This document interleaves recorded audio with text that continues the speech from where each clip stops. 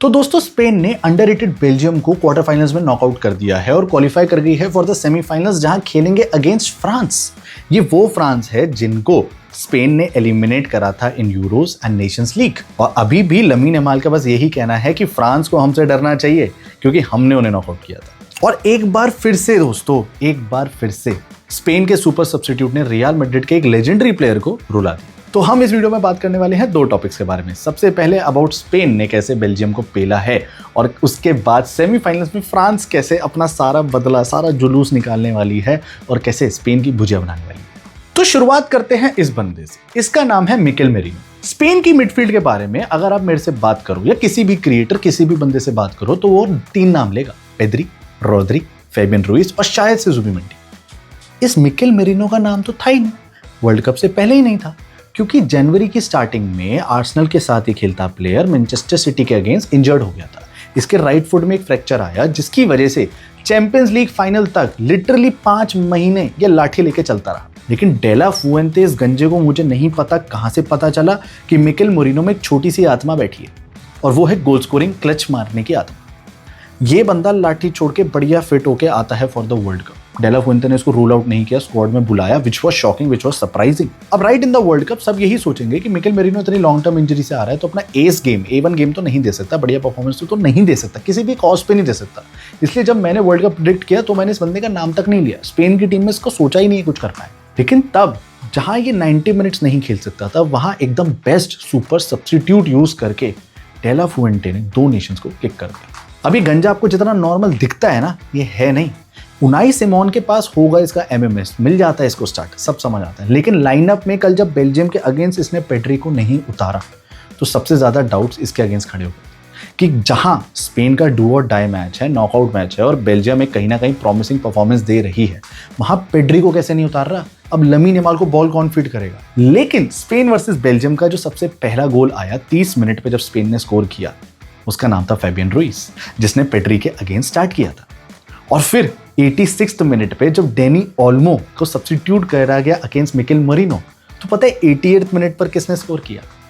Mikel Merino ने। This is de la Fuente for you, जो मार रहा है एकदम fresh cooking in this world cup. अब देखो स्पेन ने बहुत क्रेजी खेला, ये तुम्हें पता है, मुझे पता है, जिसने मैच देखा, जो बाद में रिप्ले देख रहा है और इस वीडियो को देख रहा है उसको सबको पता है। लेकिन 2 मिनट की तारीफ करनी पड़ेगी फॉर बेल्जियम।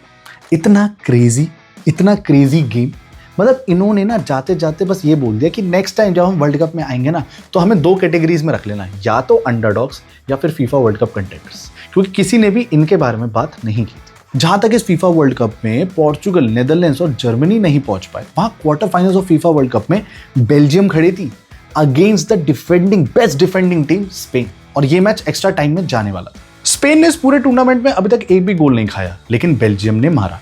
स्पेन ने पूरे मैच में इतने काउंटर नहीं खाए, कंफर्टेबली हर एक टीम को रोक लिया, लेकिन सिर्फ एक जेरेमी डोकू ने इनको बेहाल कर दिया। नियरली सारे रोनाल्डो फैंस बस यही चाह रहे थे कि बस अब 1-1 ड्रॉ हो गया है, ये मैच शायद एक्स्ट्रा टाइम तक चला जाए और शायद पेनल्टीज तक भी चला जाए तो बेल्जियम इनका खेल निपटा दे। और दिख भी रहा था, क्योंकि कुर्तवा जिस हिसाब से क्रेजी सेव्स कर रहा था तो स्पेन का अटैक तो ठप हो रखा था और डिफेंस में सिर्फ एक बंदा इनकी रेल बना सकता है, तो सोचो फ्रांस क्या बनाएगी। अब तुम खुद सोचो, फर्स्ट हाफ में सिर्फ 38% पोजीशन है, XG है 0.17 का, कोई गोल आने के आसार दिख नहीं रहे थे, लेकिन फिर भी मार दिया। एरियल डुअल्स हो, लॉन्ग बॉल्स हो, क्रॉसेस हो, सब स्पेन से अच्छा। लेकिन फिर पता है ये मैच कहां हारे? जब 78 मिनट पर रियल मैड्रिड का ये दाना थिबो कुर्तवा नीचे गिर गया ड्यू टू थाई इंजरी, जो शायद क्वाड या हैमस्ट्रिंग इंजरी हुई है, but it was little serious. अब थिबो कुर्तवा की इस इंजरी को रूडी गार्सिया जो है बेल्जियम के मैनेजर, उन्होंने ज्यादा पुश नहीं किया और कंफर्टेबली सब्स्टिट्यूट कर दिया अगेंस्ट सेनी लेमन्स। सेनी लेमन्स वो गोलकीपर है जिसने मैनचेस्टर यूनाइटेड के साथ इस सीजन एकदम डिसेंट क्रेजी परफॉर्मेंस दी है, चैंपियंस लीग में क्वालिफाई करवाया है और कहीं ना कहीं बहुत क्लच मोमेंट्स पे गोल सेव भी करे हैं। और मैं उस टाइम पर जब लाइव स्ट्रीम कर रहा था, हम वॉच अलॉन्ग कर रहे थे, तो मेरे को यही लगा कि नहीं यार, अब बेल्जियम के लग गए। स्ट्रीम पर जितने लोग बैठे थे सब यही कह रहे थे कि नहीं भैया, सेनी लेमन्स एक डिसेंट सब्स्टिट्यूट है, बढ़िया गोलकीपर है, ऐसे बॉल तो फंबल नहीं करने वाला, गलतियां नहीं करने वाला। लेकिन अब उनको कैसे बताएं, जैसे ब्रूनो फर्नांडिस, विटीना और जाओ नेवेस से इतनी बड़ी एक्सपेक्टेशंस थी, वैसे ही इससे भी रख ली इन लोगों ने। हो गई गलती, कर दिया कूड़ा। 86 मिनट तक भी बेल्जियम ने डिफेंसिव सिनेरियो और गोलकीपिंग सिनेरियो से रोक रखा था। लेकिन फिर आता है कुबारसी का लॉन्ग शॉट, सेनी लेमन्स को जहां बॉल ग्रैब करनी थी वहां गोल हो जाती है फंबल, और फिर वहीं आता है सुपर सब्स्टिट्यूट, गंजे का हुकुम का इक्का। Mikel merino. अब तुम सोच सकते हो एक फीफा वर्ल्ड कप में एक छोटी सी मिस्टेक आपको पोटेंशियल सेमीफाइनलिस्ट से फीफा वर्ल्ड कप के टूर्नामेंट से एलिमिनेट करा सकती है। और स्पेन करती भी ऐसे टाइम पर क्लच है ना कि उसके बाद कमबैक करने का कोई चांस ही, बिल्कुल 6-7 मिनट मिलते हैं, टीम को बहुत ज्यादा प्रेस करना पड़ता है या तो, और फिर से गलती करके तुम एक और गोल खा सकते हो, तो वहां रुकना भी पड़ता है। अब वहां जहां पर बेल्जियम चाह रही थी कि एक्स्ट्रा टाइम तक शायद ये गेम चला जाए, वहां स्पेन ने कूड़ा मचा दिया, खेल खत्म कर दिया भाई। लेकिन इस मैच को खत्म होने के बाद जो मुझे क्रेजी चीज लगी वो था कि जैसे एम्बाप्पे ने पेनल्टी मिस करी थी और रोनाल्डो ने बोला था कि ये इसका सबसे मोस्ट इंपॉर्टेंट टाइम है, यहां से ये वर्ल्ड क्लास प्लेयर बनके दिखाए तो बेस्ट है, और यहां से अगर ये नीचे गया तो खत्म। यही चीज थिबो कुर्तुआ ने सेने लेमंस के लिए बोली। उसने कहा ठीक है वो फंबल कर गया लेकिन वो बहुत ब्राइट फ्यूचर के साथ आया है, उसका बहुत प्यारी स्किल्स हैं और बहुत तगड़ा कीपर है। अब यहाँ से वो अपने वर्स्ट पॉइंट पर है, उसकी वजह से उसका नेशन बाहर हुआ है वर्ल्ड कप से। अब क्या वो यहाँ से एक बेस्ट बेहतरीन गोलकीपर बन के निकलेगा या फिर डूबेगा, वो उसको पता है। अब सेमीफाइनल्स में स्पेन खेलने वाली है फ्रांस से। अब सवाल यही है कि क्या फ्रांस इस स्पेन को रोक पाएगी, इस स्पेन के अगेंस्ट जीत पाएगी जिसने पूरे टूर्नामेंट में सिर्फ अब जाके एक गोल खाया? क्या उस स्पेन को रोक पाएगी जिन्होंने लास्ट 2 बार हेड टू हेड्स में इनको नॉकआउट कराया, चाहे वो यूरोस थे चाहे वो नेशंस लीग थे? क्या उस लमीन यमाल को रोक पाएगी जिसका कॉन्फिडेंस इतना ऊपर है, जिसकी स्टोरीज ऑन टॉप है, और बस वो एक ही चीज कह रहा है कि फ्रांस को हमसे डरना चाहिए भाई, फ्रांस को हमसे डरना चाहिए, हमने उनको नॉकआउट किया। ऑन पेपर्स हमें वर्ल्ड कप में नेदरलैंड्स भी उतनी बढ़िया लग रही थी, जर्मनी भी उतनी बढ़िया लग रही थी और पोर्चुगल भी उतनी बढ़िया लग रही थी, लेकिन जब उन्होंने फील्ड पे आके 90 मिनट का आगाज मचाया किलो में, उसके बाद पता चला असलियत क्या है। तो आपका जो सवाल है ना, उसका आंसर यही है कि यस, ये फ्रांस ना 100% इस स्पेन का पेलम पाली मचा देगी, 100%, क्योंकि फ्रांस के पास है experience, goal machines and most complete team. ये गेम बिल्कुल PSG वर्सेस आर्सेनल वाला होने वाला है और यहां पर आपको फ्रांस कम से कम 2 से 3 गोल मारती हुई दिखेगी। और कंप्लीट टीम मैं इसको कह रहा हूं क्योंकि इनके पास कीपर से लेके अटैक तक सारे प्लेयर सॉर्टेड हैं, डिफेंस रेट, वर्क रेट, आगे पीछे सब कुछ ये एक साथ कर। अब देखो एक्सपीरियंस से शुरू करें तो लमीन यमाल का पहला वर्ल्ड कप है, अभी तक उसने क्लब लेवल वाली एलीट परफॉर्मेंस इस बार तो वर्ल्ड कप में नहीं दी है। वो जो 2-3 ट्रिबल करके गोल या असिस्ट प्रोवाइड करता था वो सब तो नहीं दिख रहा है। कल वाले मैच में 8 ट्रिबल्स में से सिर्फ 4 सक्सेसफुल थे, 23 times position lost and 83 passes accurate. और इतना तो सबको पता चल गया कि लमीन यमाल को अगर रोकना है ना तो सिर्फ आपके पास 2 ही ऑप्शंस है। पहला है या तो उसके सामने एकदम world class experience left back खड़ा हो, या फिर आप उस पर 2 या 3 बंदे छोड़ दो, वो शटडाउन हो जाता है। अब यमाल के सामने होगा लुकास डिने, जिसका ये 3rd वर्ल्ड कप है। फ्रांस के साथ अंडर 20 वर्ल्ड कप जीता है और 2014, 22, 26 एडिशंस खेले। बिल्कुल नूनो मेंडिस जैसी प्रोफाइल है लेकिन फिजिकलिटी में लैक करता है, बट एक बेहतरीन फुल बैक है। और डिफेंसिवली जब उसको इतने साल वर्ल्ड कप में हो चुके हैं फ्रांस के साथ खेलते खेलते, तो आए कहीं ना कहीं फील कि डीडियर डेस्चम्स गैम्बल करेगा, डीने को लमीन यमाल पर छोड़ देगा। और अगर कहीं ना कहीं सेफ ऑप्शंस भी देखना है तो रैबियोट और डीने भी डेवलप कर सकते हैं, लमीन यमाल को रोक सकते हैं। और मेरे हिसाब से ना स्पेन का अगर कोई एक ही थ्रेट मुझे दिखता है तो वो लमीन यमाल है। उधर जूल्स कोंदे, उपामिकानो और सालिबा आराम से बाइना, ओयारज़ाबाल और फेरन टोरेस को अपनी जेब में रख सकते हैं। अब बात करें अगर फ्रांस के गोल मशीन्स की, तो मुझे शायद नाम लेने की जरूरत नहीं, लेकिन मुझे मजा आता है नाम लेने में।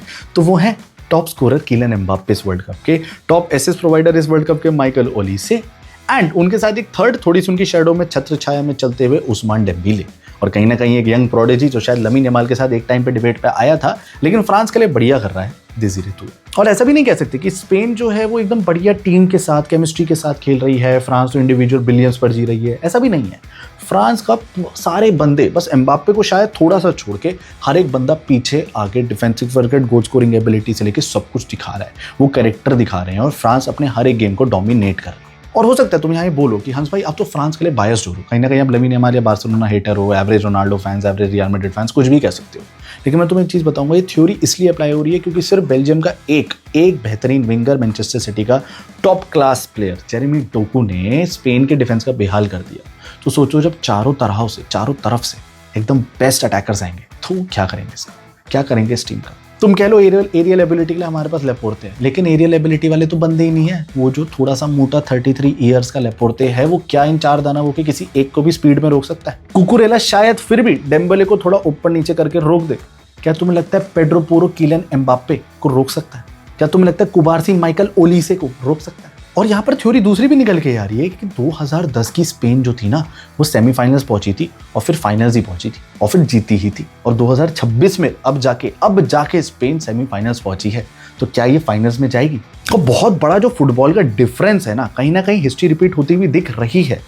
लेकिन तब जब 2010 का फुटबॉल था ना, वो एक बहुत टैक्टिकल, एक बहुत स्लो पेस फुटबॉल हुआ करता था।